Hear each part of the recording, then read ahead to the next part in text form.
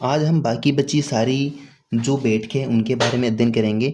देखो 12 दिसंबर में क्या हुआ था, 12 दिसंबर में जो 12 दिसंबर है 12 दिसंबर 1946 ये संविधान सभा की चौथी बैठक थी। उस टाइम पे ज़्यादा कुछ नहीं हुआ था, तो इसको याद करने की ज़रूरत नहीं है। जो सेकंड ग्रेड की तैयारी कर रहे हैं उनके लिए बता रहा हूँ। और इसके बाद में आता है 13 दिसंबर 1946 संविधान सभा की 5वीं बैठक है, ठीक है। और इस बैठक में जवाहरलाल नेहरू द्वारा उद्देश्य प्रस्ताव प्रस्तुत किए गए, उद्देश्य प्रस्ताव पर बहस हुई। और इसके बाद में था 16 दिसंबर 1946 उद्देश्य प्रस्ताव पर बहस हुई, ठीक है। उद्देश्य प्रस्ताव को पारित करने से रोकने के उद्देश्य से संविधान सभा के सदस्य M.R. जयकर, जिसका नाम है मुकुंद रामाराव जयकर, ठीक है। मुकुंद रामाराव जयकर ने स्थगित प्रस्ताव रखा और उद्देश्य प्रस्ताव को अगले सत्र मतलब दूसरे सत्र तक के लिए रोक दिया गया।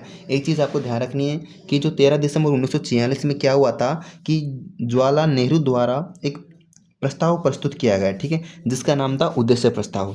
अब उस टाइम पे ये जो उद्देश्य प्रस्ताव था वो पेश किया गया था, लेकिन जो कुछ लोग कह रहे थे कि यार मतलब इतना जल्दी करने की कोई बात नहीं है, इसे उद्देश्य प्रस्ताव को हम बाद में रखेंगे, क्योंकि उस टाइम पे जो हमारे जो मुस्लिम लीग के जो सदस्य थे वो नहीं थे, तो उनकी अनुपस्थिति में ऐसी चीज़ें करना बिल्कुल उनको बुरा लग सकता है। इसलिए उनको सोचा कि अभी इसका टाइम नहीं है, इस प्रस्ताव को पारित करने का अभी टाइम नहीं है।